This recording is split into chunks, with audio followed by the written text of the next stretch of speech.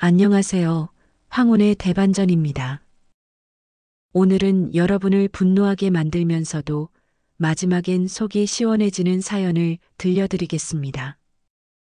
손주를 사랑으로 돌보던 시어머니가 며느리의 충격적인 진실을 알게 된 이야기, 그리고 화끈한 복수극. 끝까지 보신다면 이건 내 이야기 같다고 느끼실지도 모릅니다. 구독과 좋아요로 힘을 실어주시고 지금 바로 시작합니다. 65세 김정순 씨는 홀로 소박하게 살아가며 자주 단기 아르바이트를 나갔습니다. 정순 씨는 늘 새벽부터 부지런히 하루를 시작합니다. 도시락 공장에서 일할 땐 어김없이 새벽 4시에 알람이 울리고 눈을 비비며 일어나 냉장고 문을 열어 전날 남은 찬밥으로 간단히 속을 채웁니다. 출근 준비를 마치고 공장에 도착하면 무더운 여름날에도 뜨거운 밥을 만지고 김이 나는 도시락 반찬을 포장하는 일이 반복되죠. 손놀림 하나하나가 생활비를 버는 소중한 과정이라 생각하며 묵묵히 일해왔습니다. 그런 그녀에게 어느 날 오후 일이 끝나고 집에 돌아오려는 길에 며느리의 전화가 걸려옵니다. 엄마, 오늘 야근이에요. 애들 하원 시간이랑 저녁 좀 부탁드릴게요. 정순 씨는 가벼운 한숨을 내쉬며 대답합니다. 알겠어. 조심히 일하고 들어가. 늘 이렇게 말하지만 이런 부탁은 이번이 처음이 아니었습니다. 며느리는 주중에도 심지어 주말에도 이번 주말은 회사 회식이 잡혔어요. 출장이 생겨서요. 애들 좀 부탁드릴게요. 라고 말하며 손주들 돌봄을 자주 부탁하곤 했습니다. 처음엔 며느리가 고맙다며 매달 소에게 용돈을 챙겨주었지만 시간이 지나면서 그마저도 끊겼습니다. 며느리는 엄마, 요즘 생활비가 많이 들어가서요. 죄송해요. 라며 핑계를 대곤 했습니다. 정순 씨는 며느리가 경제적으로 힘들다고 믿고 돈보다는 손주의 웃음이 더 중요하다며 아무 말도 하지 않았습니다. 며느리는 주말마다 엄마, 이번에도 부탁드릴게요. 다음 달에 보너스 나오면 신경 쓸게요. 라며 약속했지만 그 약속은 한 번도 지켜지지 않았습니다. 정순 씨는 점점 더 피곤해졌고 며느리에 대한 섭섭함도 커져갔습니다. 이제는 익숙해진 며느리의 부탁이 내심 부담스럽게 느껴지기도 합니다. 집에 돌아가자마자 정순 씨는 불이 나게 손주들 맞이 준비를 시작합니다. 아이들이 좋아하는 간식을 미리 꺼내놓고 옷을 갈아입을 시간도 없이 초인종 소리가 울리면 허겁지겁 문을 엽니다.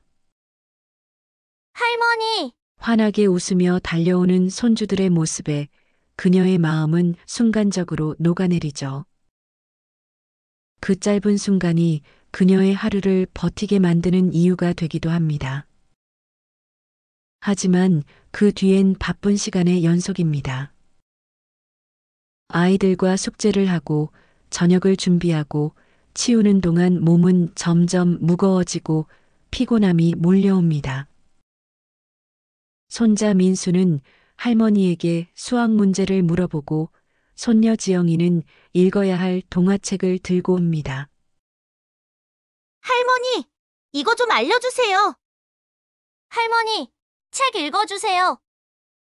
두 아이의 목소리에 정순 씨는 웃으며 대답하지만 속으론 이렇게 생각합니다. 아, 좀 쉬고 싶다. 내가 할 일도 많은데.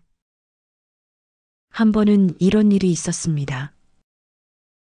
그날도 아이들 숙제를 봐주고 저녁을 먹이느라 정신없던 와중 빨래가 떠올라 세탁기를 돌렸습니다. 그런데 세탁기 안에서 비닐봉지가 휘감겨 고장날 뻔한 일이 있었죠. 아이고, 이걸 내가 왜 깜빡했을까? 허리를 숙여 고장난 세탁기를 살피며 스스로를 탓했습니다. 하지만 이내 아이들이 다가와 장난스럽게 말했습니다. 할머니, 괜찮아요? 우리가 도와줄게요. 그 작은 손길들이 고마우면서도 그 순간 정순 씨는 깊은 피로를 느꼈습니다. 며느리가 집에 돌아오면 밤은 이미 깊어져 있습니다. 엄마, 정말 감사합니다. 오늘도 덕분에 큰 도움 됐어요. 며느리의 미안한 표정과 진심 어린 감사의 말을 들으면 그녀는 애써 피곤한 기색을 숨기며 웃어 보입니다. 별말을 다 한다. 얼른 들어가서 쉬어. 그러나 그런 날들이 계속되면서 정순 씨는 가끔 고민에 빠집니다. 내가 이 나이에 이렇게 계속 살아야 하는 걸까? 내가 하고 싶은 일은 언제쯤 해볼 수 있을까? 정순 씨는 예전엔 친구들과 공원에서 산책을 하며 수다를 떨거나 동네 작은 도서관에서 책을 읽는 것을 좋아했습니다. 하지만 이제 그런 시간은 거의 사라졌습니다. 며느리와 아들의 사정도 이해하지만 마음 한구석엔 답답함이 쌓여갑니다. 친구가 이런 말을 한 적이 있습니다. 정순아, 너도 내 시간을 좀 가져야지. 애들만 보고 살다가 병 나겠어. 그 말을 들었을 땐 괜찮다고 웃어넘겼지만 집으로 돌아오는 길에 눈물이 날 뻔했죠. 그래도 손주들과 보낸 시간 중 특별한 순간들도 있습니다.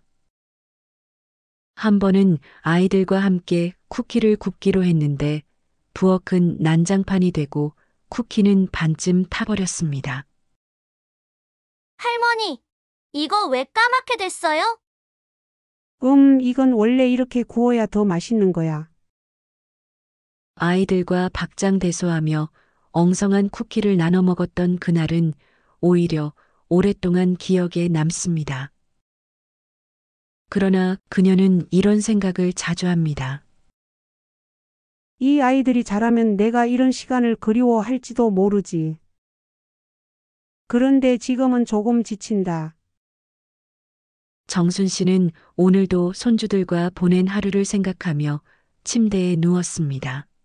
그녀의 삶은 여전히 바쁘고 고단하지만 가족에 대한 사랑으로 하루하루를 견뎌냅니다. 오랜만에 친구들과의 모임에 나간 정순 씨. 바쁜 일상 속에서 간만에 여유를 찾은 자리였지만 그녀의 얼굴에는 웃음기보다 피로가 가득했습니다.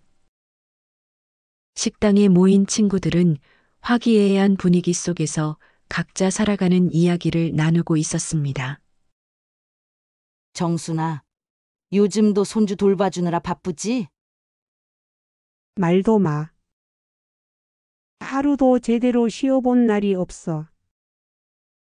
며느리가 회사에서 그렇게 바쁘다는데 나는 애들 돌보느라 내 시간은커녕 친구들 만날 여유도 없네. 정순 씨의 말을 들은 친구들은 하나같이 고개를 끄덕이며 한숨을 내쉬었습니다.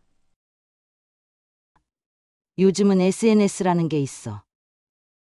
그거 보면 며느리가 정말 회사 때문에 바쁜 건지 아니면 딴 데 가 있는 건지 다 알 수 있다니까.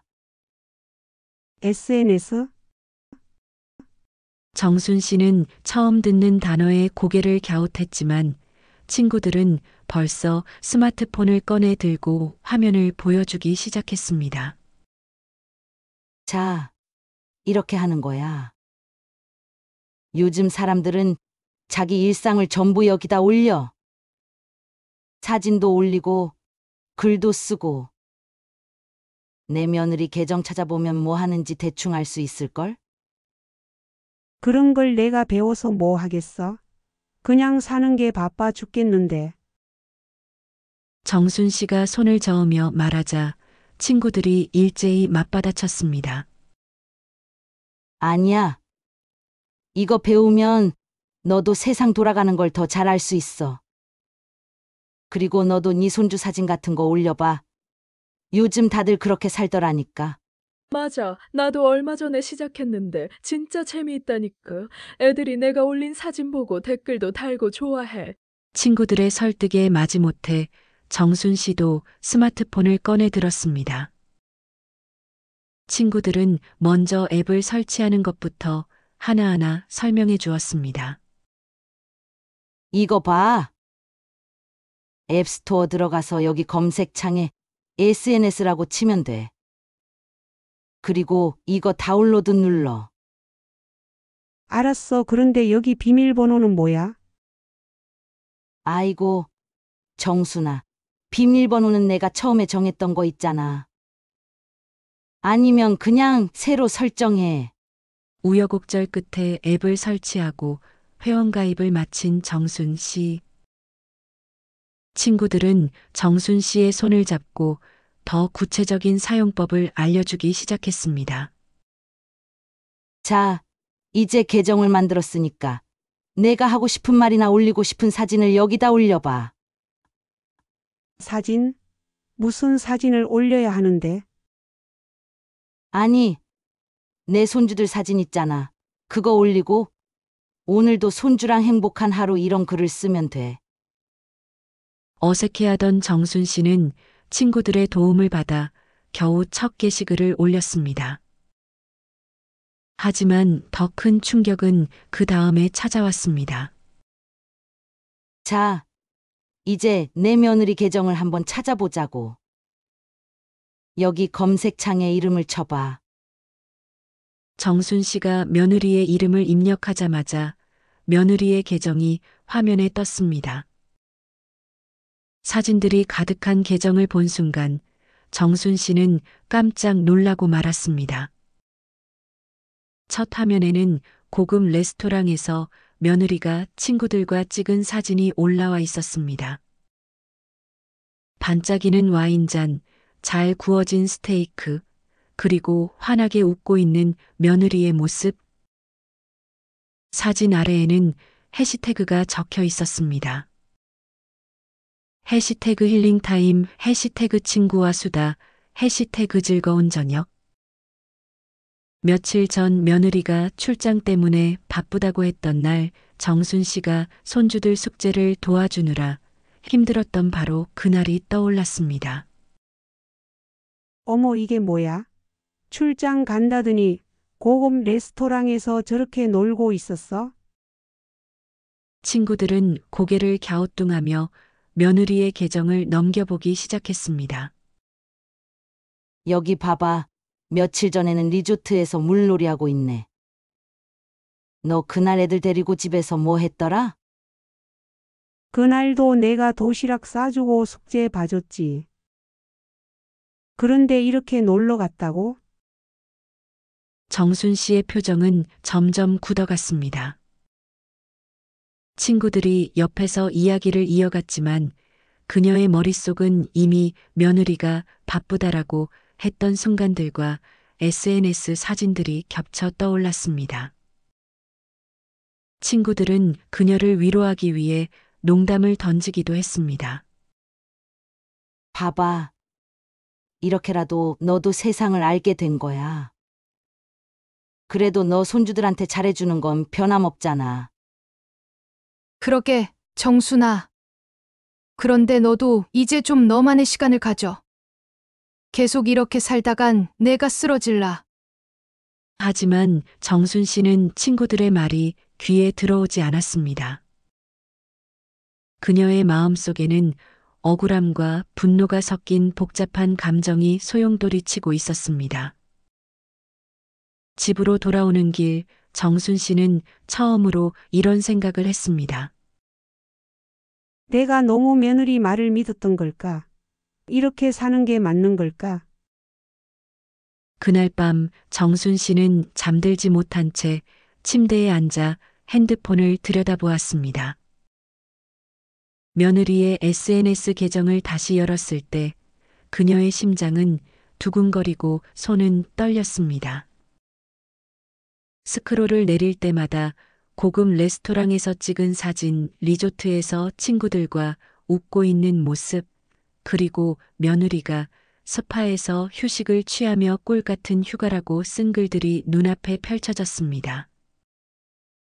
정순 씨는 순간적으로 멍해졌습니다. 사진 속 밝게 웃고 있는 며느리와 출장이나 야근이라며 전화로 부탁하던 목소리가 머릿속에서 뒤섞였습니다. 그녀의 가슴 속에서 억울함이 폭발하듯 치밀어 올랐습니다. 이럴 수가 있어?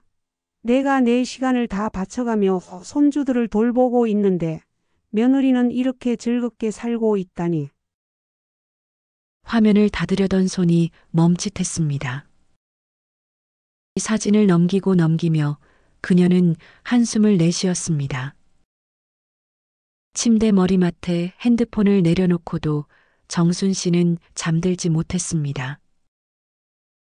그동안 자신이 얼마나 열심히 살아왔는지 며느리를 믿고 도와주려 했던 모든 순간이 떠올랐습니다.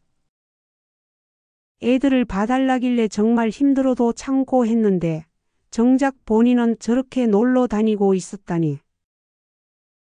그녀의 속이 점점 부글부글 끓어오르며 분노가 치밀었습니다.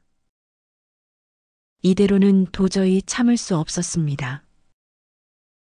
다음 날 며느리가 아이들을 데리러 오자마자 정순 씨는 그녀를 안쳤습니다. 며느리는 뭔가 심상치 않음을 느꼈지만 애써 웃으며 말했습니다. 엄마, 오늘도 애들 잘 봐주셔서 감사해요. 하지만 정순 씨는 웃지 않았습니다. 그녀는 핸드폰을 꺼내며 며느리에게 사진들을 하나하나 보여주기 시작했습니다. 이 사진들 내가 출장 간다고 했던 날 아닌가? 며느리는 순간 놀란 듯 눈을 크게 떴지만 곧 애써 평정을 찾으며 말을 돌리려 했습니다. 아, 그거요? 그날은 정말 잠깐 친구들이랑 만났던 건데 나중에 올리느라 타이밍이 좀 안 맞았어요. 출장 간 날은 아니었어요, 엄마. 정순 씨는 며느리의 말을 가만히 듣다가 고개를 저으며 쏘아붙였습니다. 잠깐? 그럼 이건 뭐야? 며칠 전 너 야근 있다고 했던 날인데 여기 리조트에서 물놀이를 즐기고 있는 사진은? 며느리는 당황하며 손사래를 쳤습니다. 엄마, 오해하지 마세요. 그날도 출장 중 잠깐 시간이 나서. 저도 힘들게 살고 있어요.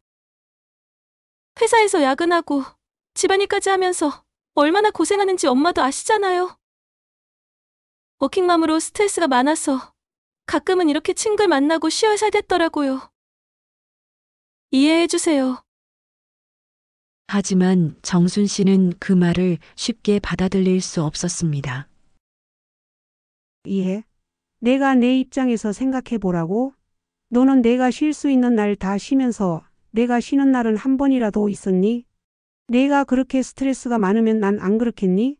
내가 애들 돌보면서 피곤하다고 한마디라도 했니? 라고. 큰 소리치고 싶었지만 참았습니다. 정순 씨는 며느리를 더 이상 믿을 수 없다고 느끼며 며느리의 실상을 파악하기로 다짐하며 빠져나갈 수 없게 확실한 증거를 찾기로 다짐했습니다. 주말 아침 며느리는 언제나처럼 전화로 정순 씨를 찾았습니다. 엄마, 이번 주말에 또 부탁 좀 드릴게요. 중요한 회의가 있어서요. 전화기 너머로 들리는 며느리의 익숙한 부탁에 정순 씨는 속으로 이를 악물었습니다. 이번엔 넘어가지 않겠어. 내가 정말 무슨 회의를 하는지 두 눈으로 확인해 볼 거야. 그녀는 평소와 다르게 손주들을 친구 집에 잠시 맡기고 며느리를 몰래 따라가기로 결심했습니다. 며느리가 아이들을 맡긴 뒤 차를 타고 떠나는 순간을 포착한 정순 씨는 조용히 택시를 잡아탔습니다. 저 차를 따라가 주세요. 너무 티 나지 않게요.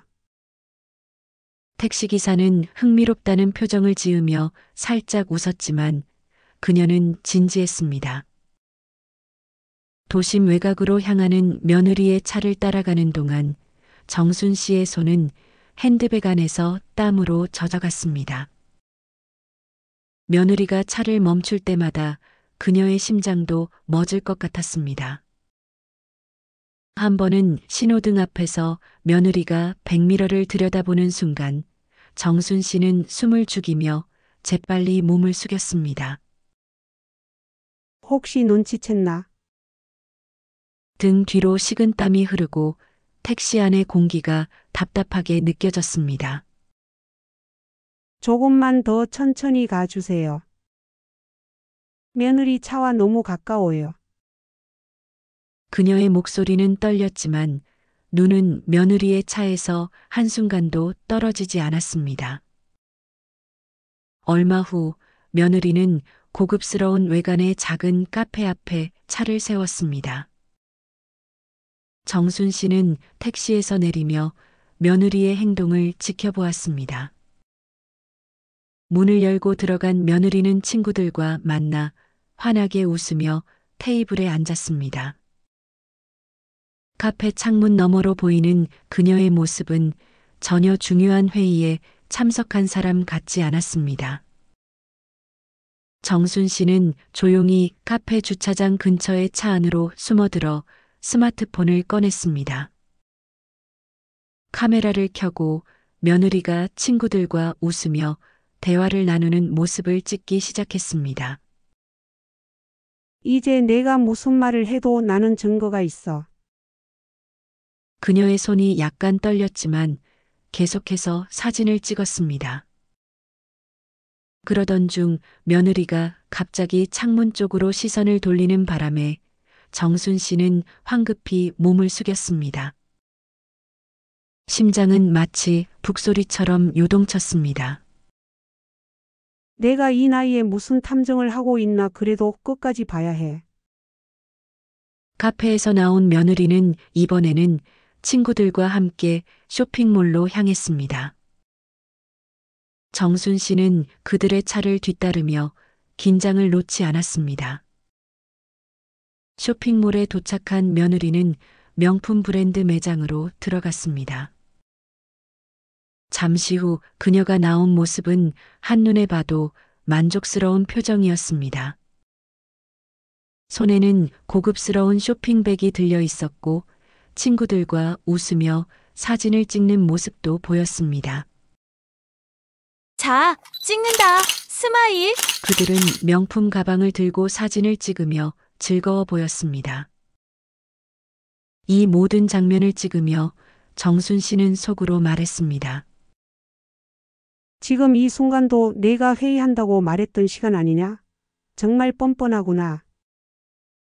쇼핑몰에서 나온 며느리는 다시 차를 몰고 집으로 향했습니다. 정순 씨도 그 뒤를 따라갔습니다. 집에 도착하자마자 그녀는 며느리를 불러 앉혔습니다. 며느리는 무언가 이상함을 느꼈는지 약간 불안한 표정을 지었습니다. 엄마, 오늘 애들 잘 봐주셨죠? 고생하셨어요.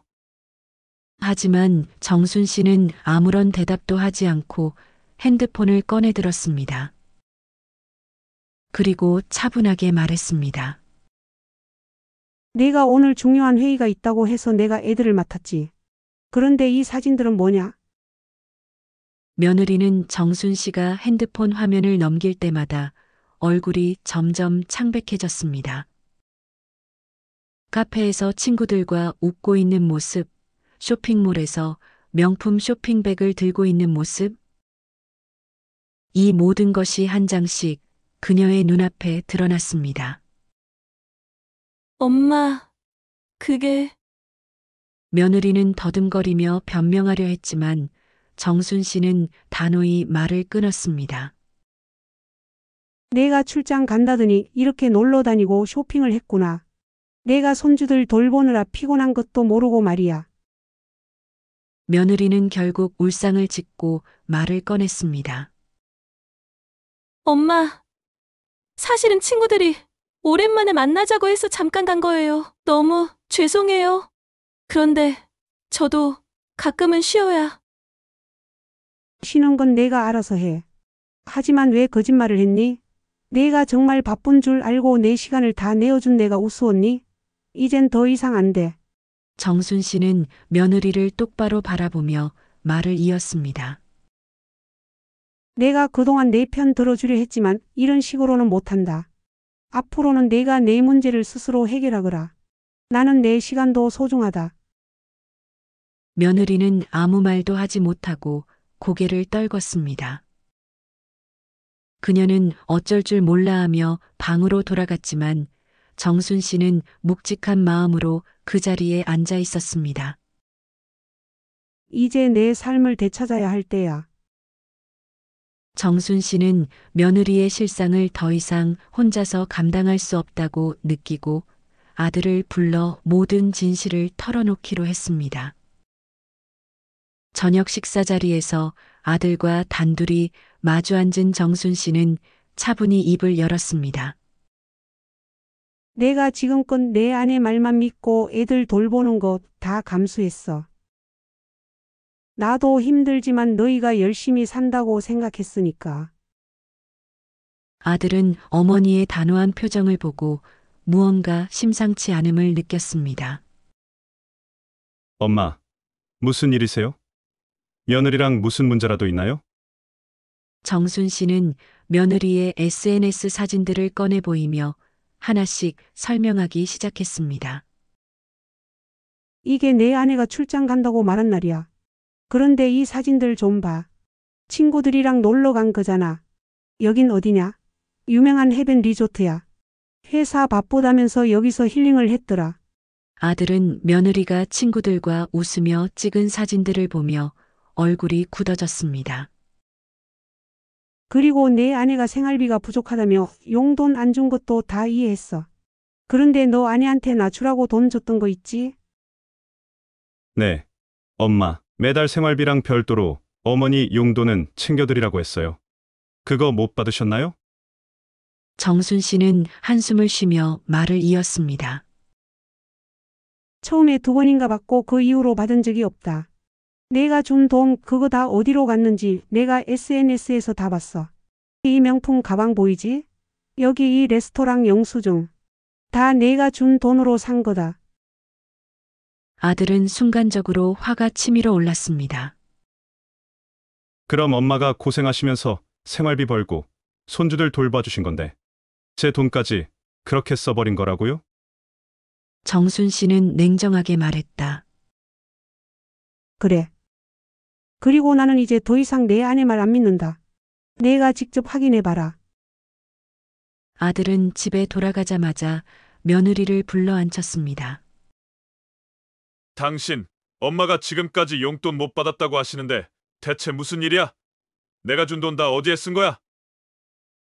며느리는 처음엔 당황하며 그거야 애들 학원비도 내고 필요한 데 썼죠.